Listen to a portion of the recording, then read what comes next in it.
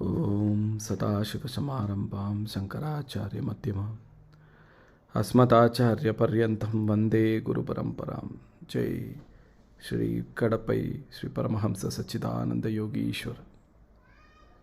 So today's topic is going to be a little uninviting, so to say, or may feel discouraged for people who are not able to understand it in a right way. So it is imperative to listen to this chapter to its utmost carefulness and clear understanding of what Swamy is trying to convey to us.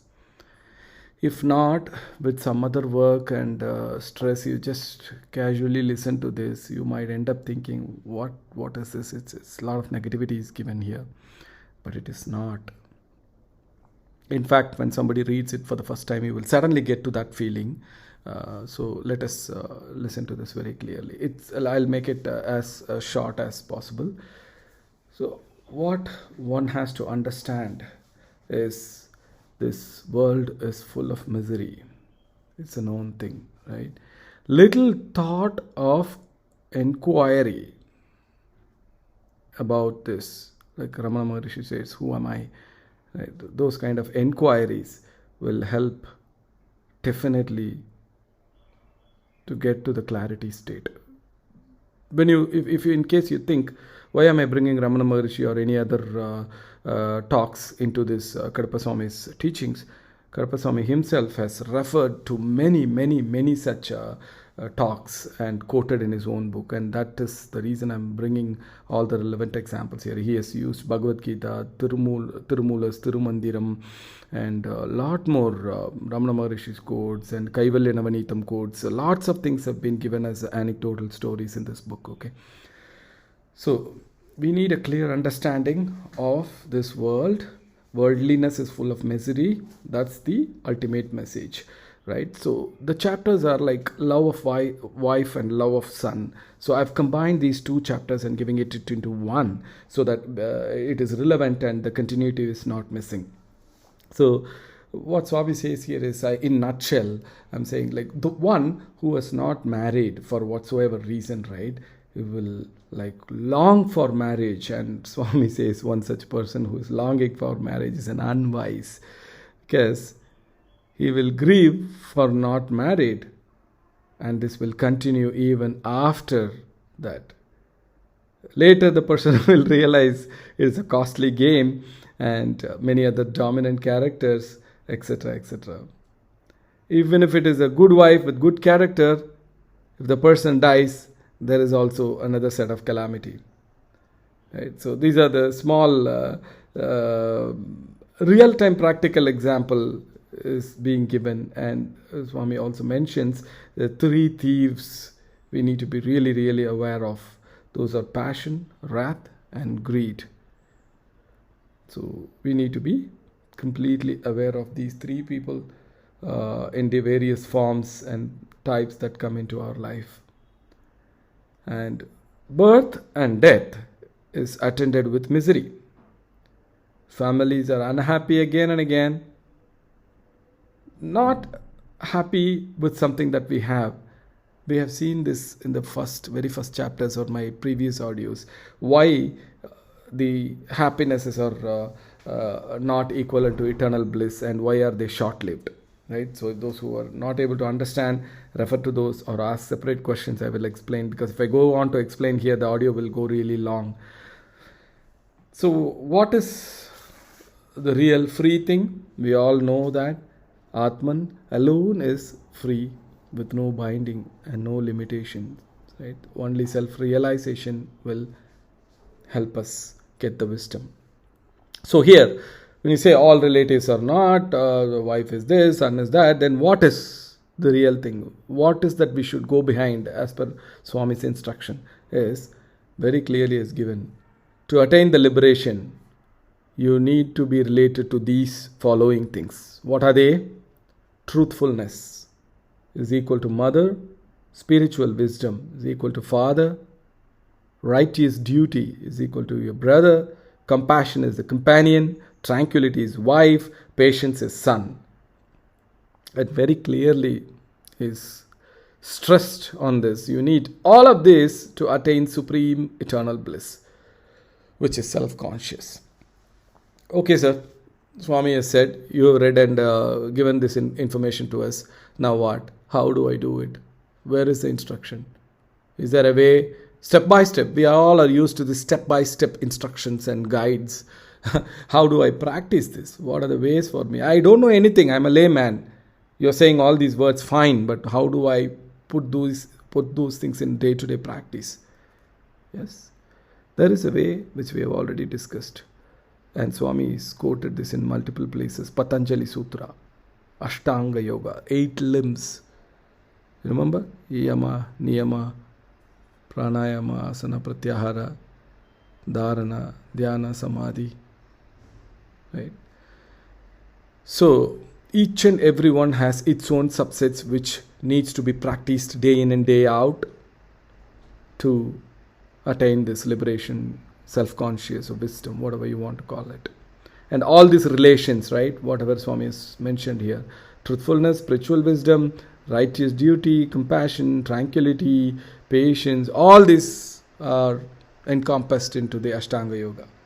So that is what one need to really practice to attain that wisdom. And coming to the sun part, right? So what it's a general misconception people have is like having son is a big thing, because if you don't have a son, there won't be anybody to give you the tithi as discussed in the Garuda Purana. If you don't give that for a whole year, the Atma will struggle to travel overall, and so on, so forth, right? Swami comes on here to give its true significance. He says, sons are fertile source of care, right? So when people are longing for son, what happens is they go to some people who advise the right things to get conceived and things like that. A pilgrimage is advised. Some pujaris give a lot of pariharas, and astrologers ask us to do a lot of things, and so many sastras will be discussed. So many things will happen, and at the end people get to a frustrated zone, and then they go and do heartfelt prarthanas to the God, and it goes on like that. And even after all these things, there is conceiving happens. Even after a safe delivery, right? Infant may have issues. There may be sleeplessness nights. There is no end to such miseries on account of son. What is the merit here? So, and once he becomes teen, then quarrel starts. Fighting with studying, students, and even if the son is bright, then again gets into the anxiety, and then that son grows and get into the stage of wedding, and that's another misery due to whatever reasons. Even if a girl may be sick, or boy may get discussed and get to bad habit, or son having more kids without money, and goes on and on and on and on. There is never ending to such misery in one's life, right? Do not take these as a lot of negativity coming your way. These are sheer practical reality which we don't want to hear. Even if you don't want to hear or listen to these things are happening in and around amongst us. Do we agree or not? So there is no point in not being ready to listen to this. Rather, you understand this and take this as a practicality. This is how it is, and very clearly these are not the realities. Just stay clear with us, and you will definitely feel relieved.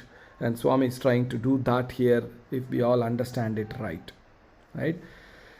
And Swami also says it's giving tithi is only duty of a son. Swami says definitely no. Is it waste? No, it is not waste either. Why are we doing those rituals, giving tithi, etc.? To realize, to have a memory, to think about someone, and reflect on themselves. That is the key part. Reflecting on themselves is a key part here. So all these things are done to a purpose where, okay, while doing the Shraddha Karya, whatever it is, right? So the person who is making us do, the priest will tell us, you do these things, these 1, 2, 3, 4 things, you will go in the right way. 4, 5, 6 things, this is bad. Kamadita Savar Gangal are bad. You need to avoid this. You need to avoid that. When we are doing that, we learn that. Oh shit, so I'm doing all these things, so I should not be doing this. If I do something wrong, then I will end up going to hell or whatever. So it is merely, these processes are made to get us to a certain discipline and correct ourselves. There is nothing that our ancestors are going to get by doing this, is what Swamy confirming in these writings.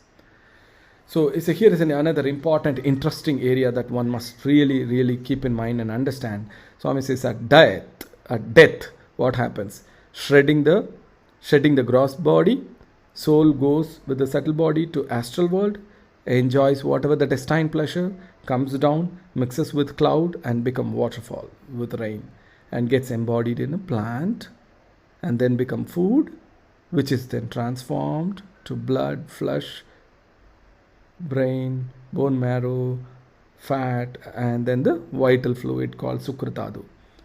It then goes into the womb of a female and reincarnate. And this is a general process. If it is a liberated, emancipated soul, it goes to the solar region, astral world, and it gets absorbed by Supreme. Otherwise, it gets transferred to another body, whatever case, right? Whatever the case. The ceremonies, what a son is doing, is not going to be availed by the death or dead bodies or the ancestors, so to say. So sometimes blindly doing these kind of tithi, etc., without knowing what is happening around you, right? It's a mere waste. And Swami goes on to give a very interesting story here. It's like a cow and a dog in a house, right? A person in the house, head of the family, is planning to give tithi to his parents who passed away, and he was working towards that, and he wasn't even realizing that the cow in his house is a reincarnation of his own father who passed away, for whom he is giving the tithi. So the cow is making a noise because of a hunger, is asking for food, and this guy comes and rips it and says, shut up, I'm doing tithi for my dad. And the cow goes so sad and being quiet, and there is a small dog with very utmost gratitude one. The dog sees a bowl of milk which has contaminated with some poison or whatever, and he goes on to near the vessel and pushes the vessel, and the milk falls away, and the person gets angry that the milk that was ready for the puja has been spoiled by the dog, and is whipping the dog again. So this dog and cow both are discussing, like, what's the point? What is this human being doing? I am his father sitting here, and he is not able to understand and not able to give food to me, and he is hitting you for doing whatever good thing, right? So this is fantastic way to understand. If you blindly do something, that's not the right thing to do. And he also subtly reminds us about Jivakarunyam in this story. Right, so this is so interesting analogy here he has given, and sometimes once again I would like to stress this: blindly doing these karyas without knowing what is happening around you is mere waste. And also there are fantastic other examples like Sanaka, Sanatana, Sanantakumara, Narada, Hanuman and Bhishma. All of these great souls have attained emancipation without sons. We must really understand that part of it, right? On the other hand, Dasaratha attained heaven instead of liberation, even though he has son Rama. His heaven travel is because of his virtue. Very clear, right? So not just because of having son you get something. It's about your own virtue. And also there are examples of Hiranyakashipu and Dhritarashtra was quoted here as an attained emancipation, right? So these are happened with their own merits. So and one more thing before closing this: one cannot have a son unless it is in his prarabdha.